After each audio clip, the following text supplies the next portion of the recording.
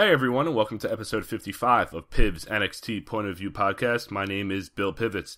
Before we get started, if you guys want, follow me on Twitter at bpiv_sports.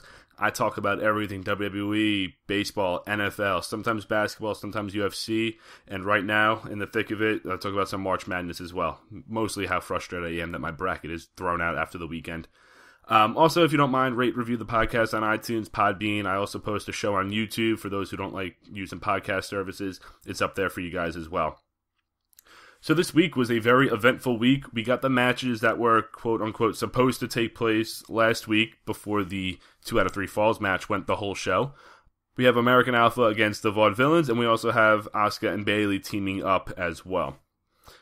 So the show opened with a highlight of the 2 out of 3 Falls match from last week. And then there was some NXT chants after the recap was over. Not the loudest chant I've heard. I'm pretty sure the 2 out of 3 Falls match wore out this crowd because the reactions throughout the night weren't the greatest. Sami Zayn made his entrance, and despite losing last week, he's all smiles. So he's definitely Raw ready, brushing off losses like it means nothing to him.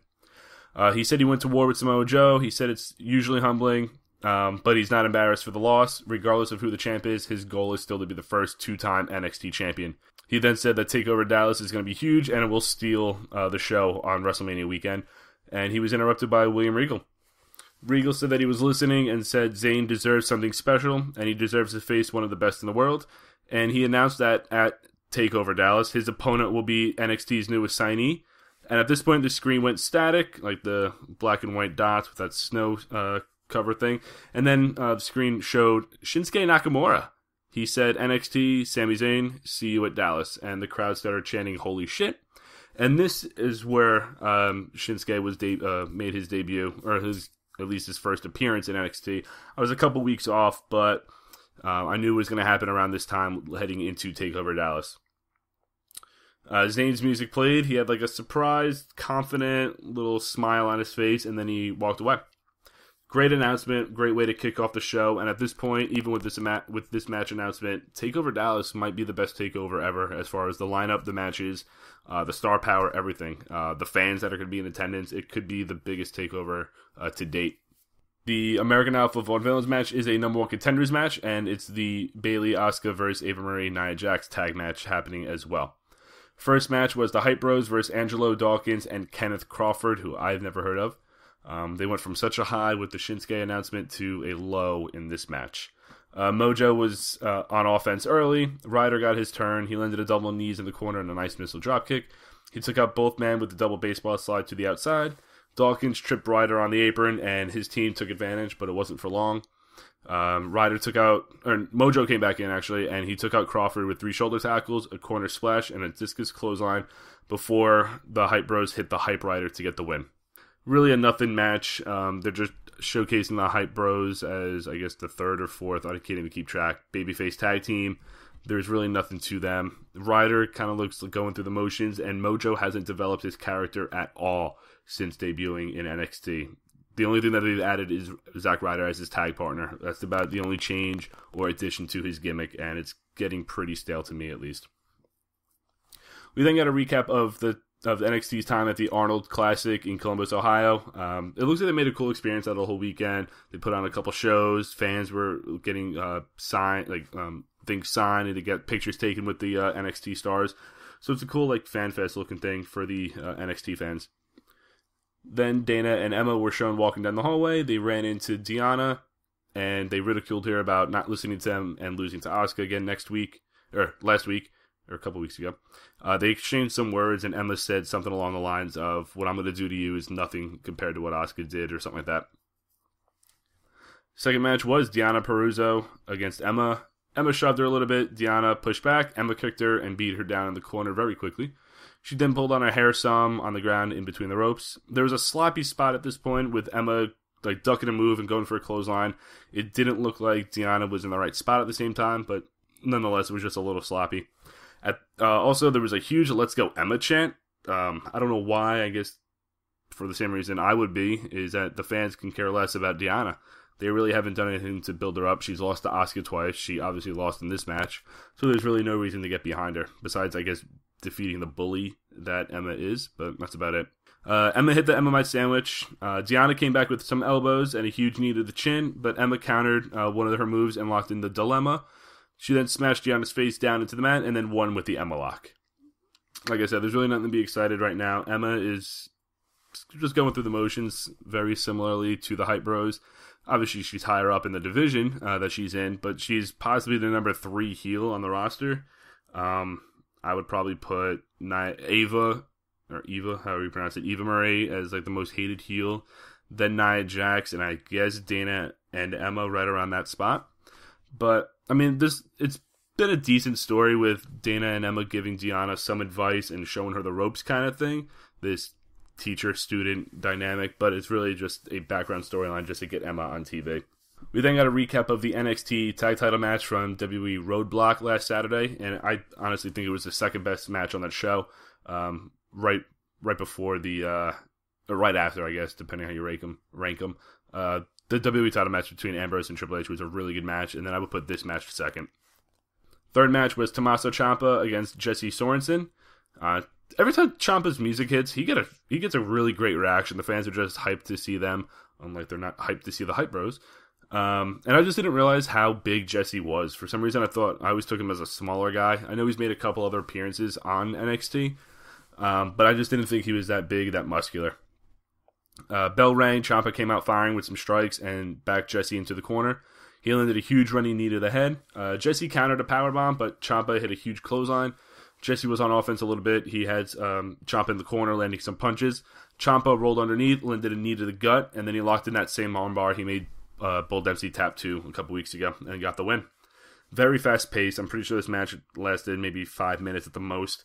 I'm just not sure if they're doing anything special, like they're pushing Ciampa for a reason, or they're just showcasing the guy who's going to be around for a little bit more. Because Sorensen's been here, like I said, for a cup of coffee, but Ciampa, every time, he's getting these big wins, very decisive wins. So I don't know if he's staying around long term or what the case is, but he's getting nice reactions and getting over as well. We had a recap of that brawl that took place about a month ago with Nia, Eva, Asuka, and Bayley and all that, which led to the tag team match that's taking place. So the fourth match was Asuka and Bayley against Eva Marie and Nia Jax. During the entrances, Corey Graves was infatuated with Eva. He just kept cutting Tom Phillips off, and every time Tom Phillips tried to speak, he just got angrier and angrier. It was actually pretty comical.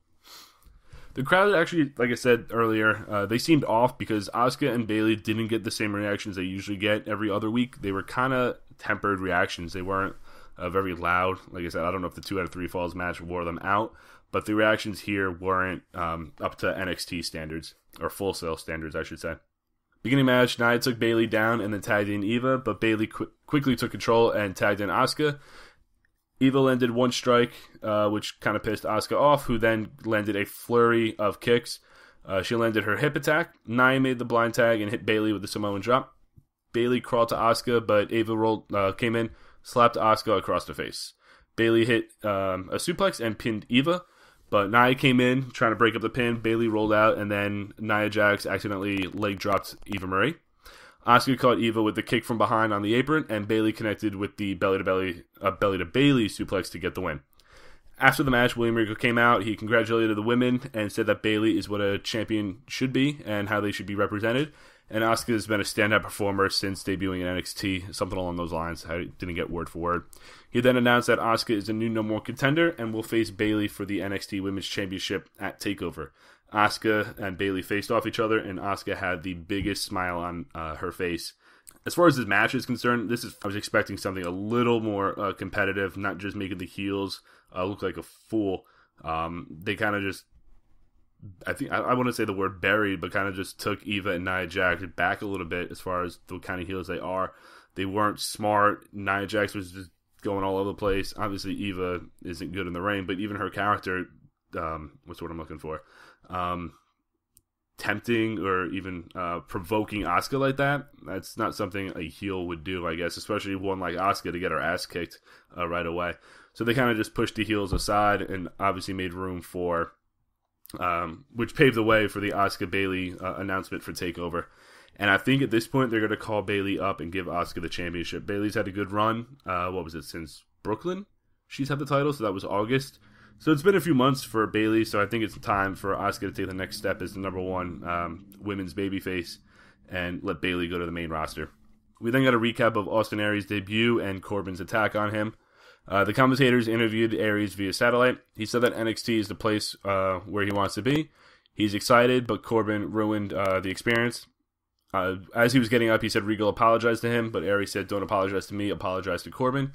He called Corbin insecure and said that Austin Aries didn't earn his contract by being 6'3" and 300 pounds. He earned it for his 15 years of being a professional wrestler. And then he ended it with, "It'll be a great day to be great and a bad day to be you," to Baron Corbin. Simple, straightforward, to the point. Austin Aries, I don't know if he's like the best promo in the business. I haven't heard that he's been known to talk like that. But in this short moment here, he was very good. He got his point across, and he sent a message to Baron Corbin saying, "You messed with the wrong guy." And their match at TakeOver should be really good as well. Baron Corbin's been put in this spot before with debuting big-time guys, and seeing Austin Aries on this kind of stage, it's making me excited for TakeOver. There was then an announcement that Emma vs. Asuka will take place next week. Haven't we seen this match before? I'm not mad. These two could probably have a great match, but it's kind of showing the lack of depth in the women's division. They got some women on there, but none that the fans care about. So at this point, it was time for the number one contenders match for the tag team titles between American Alpha and the Vaudevillains. Vaudevillains are still being cheered. Their entrance, the fans are chanting along with that Jason Albert-looking guy, the Debonair, Devastation, whatever. They're all chanting and cheering when the Vaudevillains are shown on stage, even with the change of music. So I think that whole introduction needs to go if they actually want to take them seriously as heels. Anyway, match started. Gable took Simon Gotch down, and Matt wrestled him a little bit. Gotch broke out, but Gable landed a big hip toss. He then caught Aiden English with the hip toss. Jason Jordan came in, took out Gotch, and American Alpha landed a double dropkick on Aiden English as the heels rolled to the outside for their first commercial break. Back in the ring for the next few minutes, the Vaudevillains cut the ring in half and wore down Gable in their corner. Gable was able to flip Gotch into the ropes, and he tagged in Jordan. Jordan took out both men with a dropkick. He then landed a nice T-bone suplex on Simon Gotch, and he sent Aiden English flying up in the air. He then hit Aiden with a T-bone suplex as well. American Alpha went for their finisher, but Gotch pulled Jason Jordan out of the ring. Gable caught Aiden with a rolling, high-angle German suplex. If you guys haven't seen the gif of that, definitely take a look. He tosses Aiden English maybe 10 feet in the air, landing him right on his, I wouldn't say his neck, he probably landed more on his left shoulder, but it looked dangerous. Gable then dropkicked Gotch off the apron, who then landed right into Jason Jordan's arms and suplexed him on the mat. Aiden caught Gable with a nice sit-out powerbomb for a big near fall.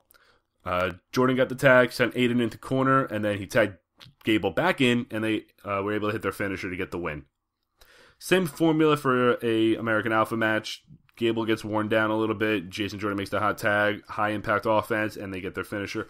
But it's working. The crowd's getting behind them. For me, though, I was just waiting for that moment for Gable to break free and all hell break loose. But American Alpha are the new number one contenders for the NXT Tag Team Championship, and I think they're going to leave TakeOver Dallas as the champs. Vaudevillains, they just need to work on that full heel turn to get them over as heels, because, like I said, the fans are still cheering for them. But like I said at the beginning of the show, this was an important week for NXT as far as the build towards TakeOver Dallas. We got the women's title match announcement. We got the tag team title match announcement, along with the NXT title, and I believe the Austin Aries match we knew was official as well.